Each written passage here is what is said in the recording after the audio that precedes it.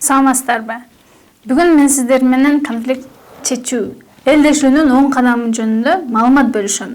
Эгерде жашообузда негизинен эле баарыбыз билебиз, келишпестиктер болуп тура берет. Эгерде биз ошол келишпестиктерди, мамилелердин бузулуусун убагында чечкенди үйрөнүп алсак, жашообуз кандайдыр бир деңгээлде жеңилирээк болот. Ошондуктан азыр элдешүүнүн биринчи кадамы сиздерге айта кетсем, бул сизди, мисалы үчүн конфликт болду, чыр-чатак болгон жерден чыгып, эмне кылыш керек? Сизди эмне кыйнап жатат, ошону гана аныктоо керек. Бул нерсе сиз үчүн чоң мааниге эбе, кичинекей мааниге эбе, же болбосо ал адам сиз үчүн эмне кылышын каалайсыз, эмне кылбашын каалайсыз, ошону аныктап алыңыз. Экинчи кадам болсо максатыңызды аныктоо. Максатыңызды аныктоо дегенде бул элдешүүгө бара жатканда мен ал адам менен элдешемин. Же болбосо мен ал адамга туура эмес экенин далилдеймин. Же болбосо мен адамга туура эмес кылганымды ачык айтып кечирим сурайм деген сыяктуу максатыңызды аныктап алуу. Андан кийинки кадам болсо сөзсүз түрдө мен ал адамды барып жеңишим керек. Же болбосо бири-биrini жеңүү эмес, неме болуш керек, бири-биrini түшүнүп, кечирүү болуш керек.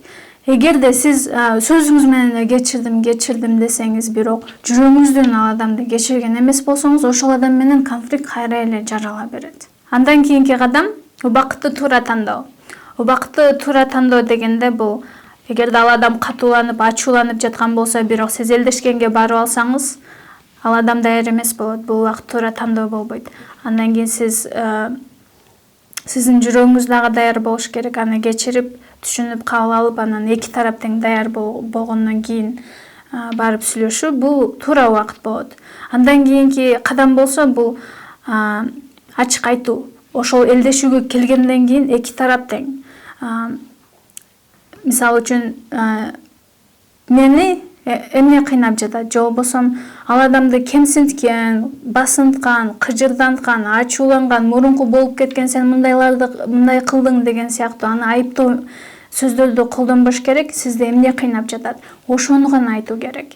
Андан кийинки кадам болсо, бул ал эгер такыр сизге сөз бербей, ачууланып, катуу сүйлөп аткан болсо, ал адамды сөзүн бөлбөстөн, сөз талашпастан, акырына чейин угуу керек болот.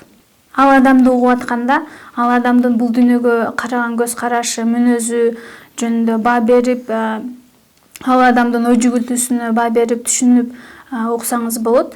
Андан кийин ошол ал адам сүйлөп бүткөндөн кийин, мен сени уктум, эми сен мени ук деп өзүңүздүн сөздөрүңүздү айтсаңыз болот.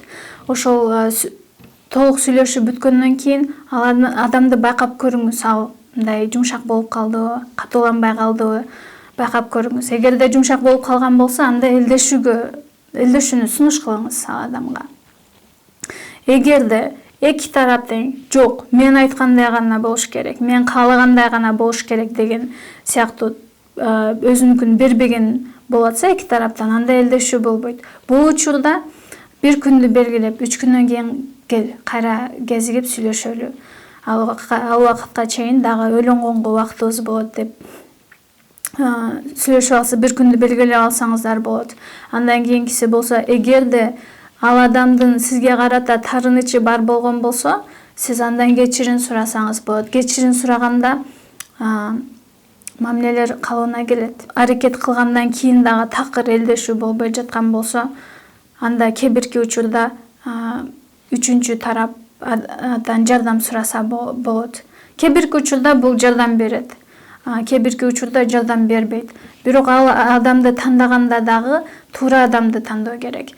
Туура адамды тандоо дегенде бул ал адам адилет болуш керек, калыс болуш керек, ошол нерседе терең изилдеп жардам бергиси келген, бир тарапка ооп кетпеген, ошол жердеги нерсени сыртка ташып, ушакташып алган адилет, туура адамды тандоо керек болот.